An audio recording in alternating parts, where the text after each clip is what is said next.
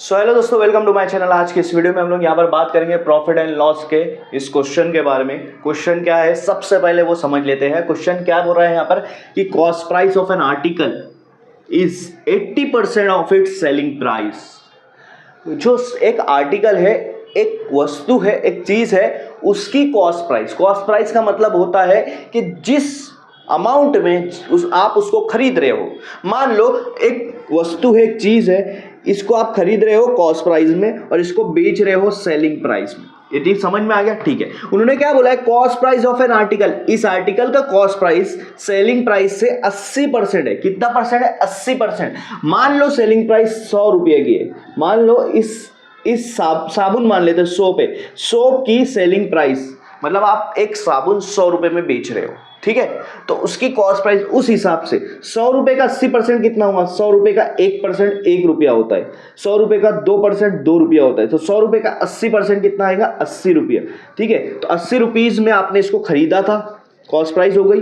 80 rupees में आपने इसको खरीदा था, बेच कितने रुपए में रह रहे हो? 100 रुपए में। तो आप कम रुपीस में खरीद रहे हो और ज्यादा में बेच रहे हो, इसका मतलब प्रॉफिट होगा। पहली बात तो ये, ठीक है। अब निकालना है कि कितना प्रॉफिट होगा परसेंटेज में।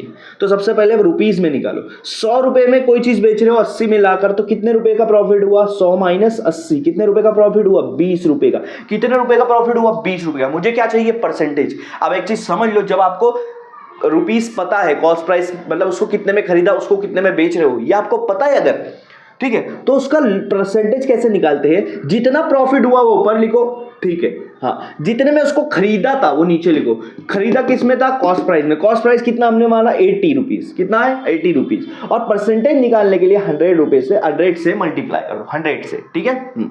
देखो 0 0 कैंसिल हो जाएगा, 2 1 जा 2 4 जा, तो यहाँ पर ऊपर बच रहा है 1 मल्टीप्लाई 100 100 होता है, नीचे बच रहा है 4। 100 को 4 से डिवाइड करूंगा, 100 का 4 टुकड़ा करेंगे तो एक टुकड़ा कितना आएगा? 25 आएगा। और अगर ऐसा नहीं समझ रहा तो 4 से कट कर दो, 4 2 जा 10, फिर 2 बचा, 4 5 जा 20। तो कितना आ रहा? 25%। मतलब कितने का प्रॉफिट हो रहा है हमें? 25% का प्रॉफिट हो रहा है। Option D is your correct answer.